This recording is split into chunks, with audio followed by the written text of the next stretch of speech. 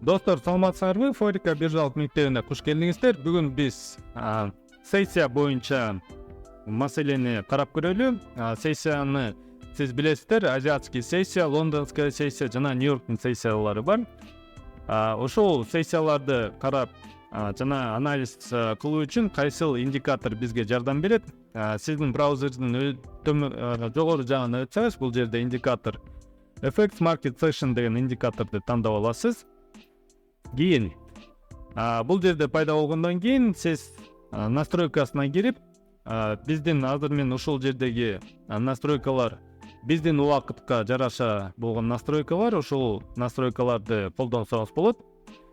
Мынакей көргөнүзгө тең видеону токтотуп, ушул жерден настройкаларды көчүрүп алсаңыз болот. Эгерде стилге өтсөк, бул жерде дефолтный настройкалар турат. Андай эмесе, бул индикаторду биз кандай колдонобуз? Биз азыр 1 сааттык таймфреймдин ичинде жүрөбүз. USD CAD. Ушул жердеги сессияларды карап көрөлү. Мисалы, биздин индикаторду колдоно турган болсок, мынакей. Токионун сессиясы, Лондондун сессиясы жана Нью-Йорктун сессиясы. Бул жердеги аралык негизи Сиднейдин сессиясы болот, бирок Сиднейдин сессиясы бизге кызыксыз, ошондуктан мен аны көп колдонбойм.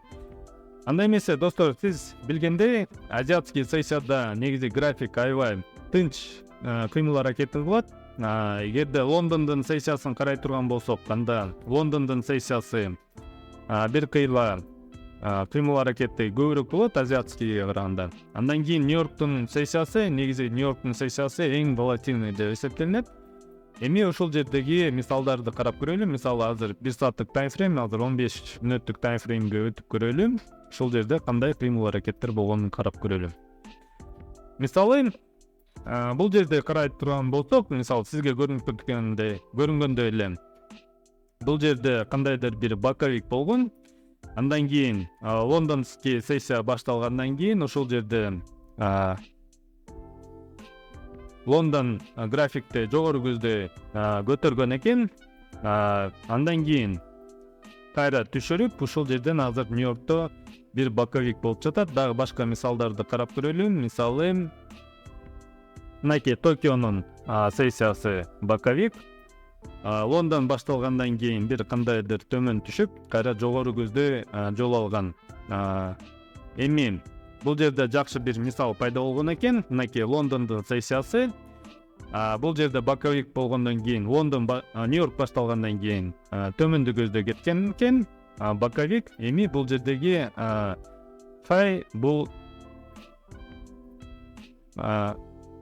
эгерде карай турган болсок, бул жердеги бийик чекиттен ошол жердеги ликвидностьту алып түшкөн, достор. Алып кескин түрдө төмөндү көздөй жол алган. Негизи ушул индикатор сиздин сессия боюнча карасаңыз болот дагы, жана ликвидность боюнча ошол жерден божомолду жүргүзсөңүз болот. Мисалы, дагы башка мисалдарды карап көрөлү. Достор, эгерде ликвидность боюнча сурооңуз болсо, жазып кетсеңиз болот, мен жооп бергенге аракет кылам.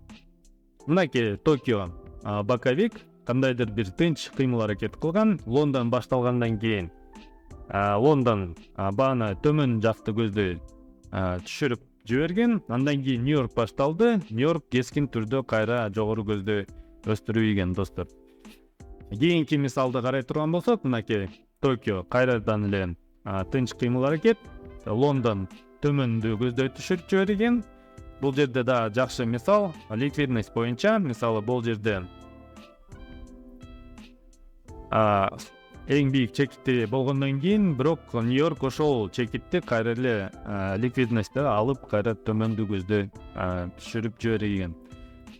Достор, эгерде сиздин ой пикириңиз бар болсо, комментарийге өтүп калтырып кетсеңиз болот. Эгерде ушул видео сизге жакса, лайктан басып, катталып коюңуздар. Кийин мен ушул каналдан дагы пайдалуу жана натыйжалуу видеолорду чыгарганга аракет кылам. Андай эмесе, энки көрүшкөнгө чейин сак саламатта туруңуздар.